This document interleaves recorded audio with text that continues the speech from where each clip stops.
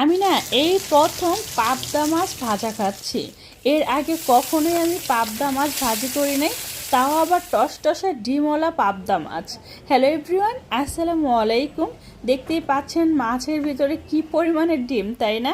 মাছগুলো ক্লিন করে যা যা মশলা লাগে সব ধরনের মশলা দিয়ে এবার এগুলো খুব ভালোভাবে মাখিয়ে নিতে হবে।